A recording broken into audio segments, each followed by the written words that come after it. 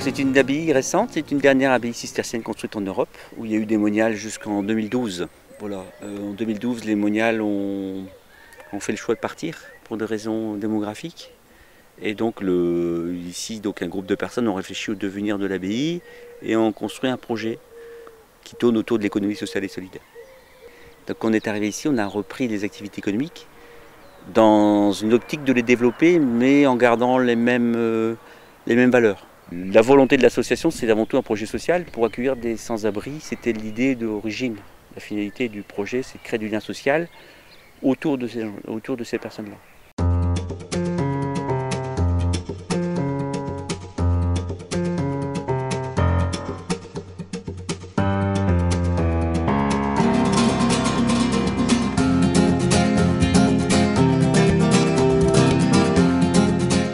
Régional des Arts du Cirque, c'est une structure associative. On y travaille avec tout type de public. On fait du cirque pour les amateurs, mais aussi du cirque pour les futurs professionnels. On accueille des artistes en résidence et on fait un petit peu de diffusion de spectacles également. On a toujours eu une volonté d'être dans l'économie sociale et solidaire. On a un fonctionnement associatif. Et puis dans le fonctionnement aussi en direction des salariés, on a toujours eu une volonté de travailler, d'allier le social en fait, et une politique sociale très développée au sein du Centre des Arts du Cirque.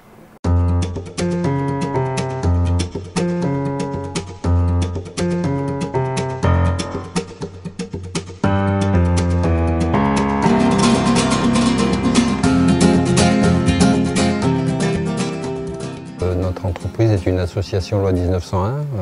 Comme son terme l'indique, on essaye de créer du lien dans un secteur rural où les habitants sont extrêmement dispersés, où on a constaté des difficultés de mobilité.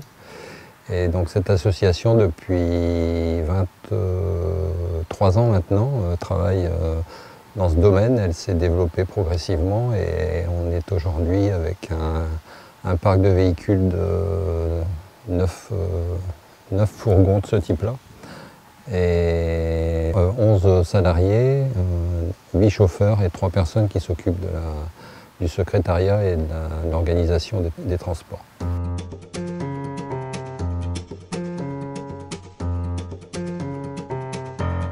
On s'en est surtout servi comme une photographie extérieure. On est plongé dans l'activité du centre tout le temps en fait, donc toujours avec des projets qui arrivent, des projets qu'on monte, etc. Et ça nous semble important, nous, d'avoir un regard extérieur sur la structure et de pouvoir justement voir où on en est exactement et ce qu'on fait bien, ce qu'on fait moins bien et comment on pourrait développer. Donc le DLA, vraiment, on s'est servi du DLA comme d'un nouveau point de départ, donc tout un moment de réflexion en fait. Parce que des difficultés économiques se présentaient, mettre en place un dispositif local d'accompagnement qui soit générateur de réflexion, d'initiatives nouvelles, enfin d'imagination un peu, et ça avait déjà commencé dans ce dispositif-là par mettre en branle toute une mobilisation des salariés. Et on s'est rendu compte à la fin de ce dispositif que pour appliquer des choses, pour les préconisations qui avaient été faites lors de ce premier diagnostic, si on ne faisait pas des choses par rapport à l'ambiance de l'équipe, on aurait du mal à mettre en route réellement les préconisations qui étaient faites.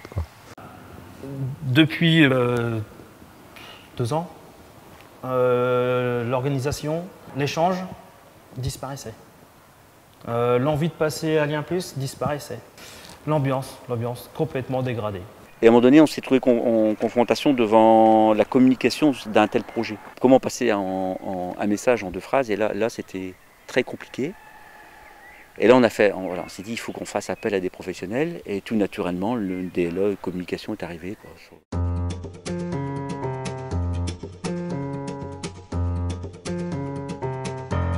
La première étape, c'était de définir ce qu'on avait besoin.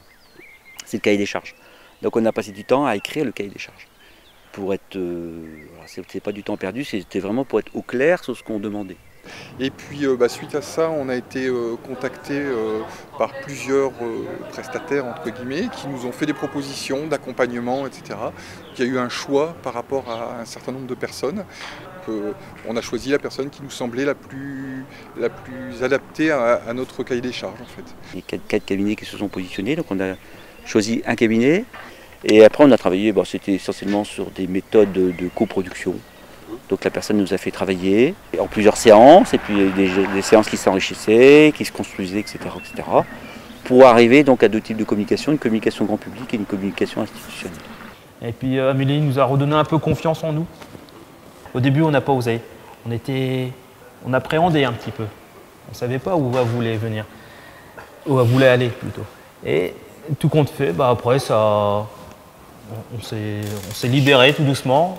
Je pense que progressivement, par le biais de travail en grand groupe, puis de travail en petits groupes spécifiques, on a réussi à faire sortir les questions, les problèmes de chacun, et je pense qu'on a bien avancé, et rapidement même.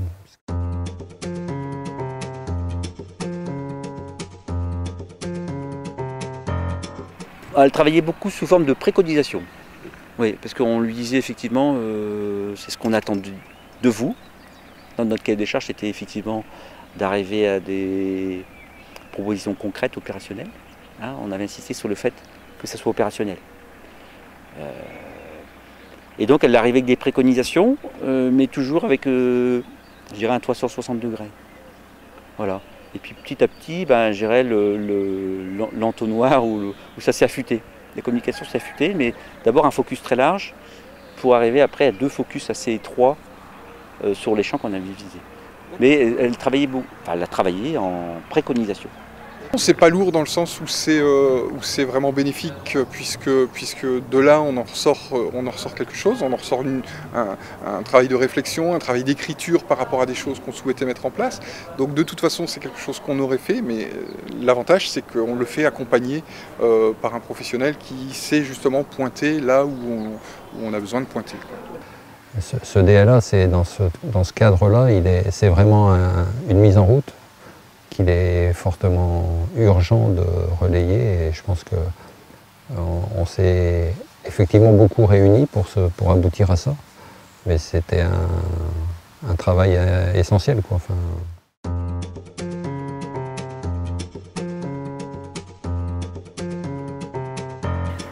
Et on était jusqu'au bout de la démarche, c'est-à-dire qu'on était allé jusqu'au support de communication. Donc on a créé le flyer avec elle. On a créé nos affiches, donc on est sur du concret, ça aboutit. On a mis à peu près, on l'a travaillé sur 6 mois, c'est-à-dire qu'on s'est donné le temps de mûrir quand même ce travail. Et aujourd'hui on est dans la phase déploiement. Par exemple, par rapport aux personnes âgées, on a mis en place des actions. On a mis en place un colloque en direction des professionnels par rapport à une réflexion sur le cirque et les personnes âgées. Mais on a mis également en place des opérations. J'emmène mes grands-parents au cirque, les adhérents, les enfants ici adhérents de la structure avaient la possibilité de venir faire du cirque avec leurs grands-parents. Pour nous, ça nous semblait intéressant déjà en étant une sensibilisation, mais en plus de ça, ça nous semblait intéressant parce qu'on travaillait vraiment dans l'esprit de la famille, les enfants qui amenaient leurs grands-parents, ça avait du sens pour nous. Maintenant, je pense que cette ambiance a sérieusement bien évolué, quoi. Enfin, déjà, il y a une envie nouvelle de travailler ensemble, une approche des difficultés beaucoup plus collective et plus de tension du tout du même ordre entre certains individus et tout ça. Donc je pense que ça c'est les résultats immédiats. Oui, c'est un impact immédiat. Alors immédiat, le temps de mettre en place les choses, mais effectivement, oui, on a essayé d'utiliser toutes les préconisations pour faire avancer le centre. La consommation de café, de biscuits, de chocolat, et en hausse, on va dire. Parce que on voit des gens, on voit des collègues. Avant, on voyait personne. C'est malheureux de dire ça, mais on ne voyait personne. Je ne vais pas dire là, on a organisé une fête. Le 27, on fait une fête chez la secrétaire. Chose que, il y a 3 mois de ça, on n'aurait jamais pensé d'aller faire la fête.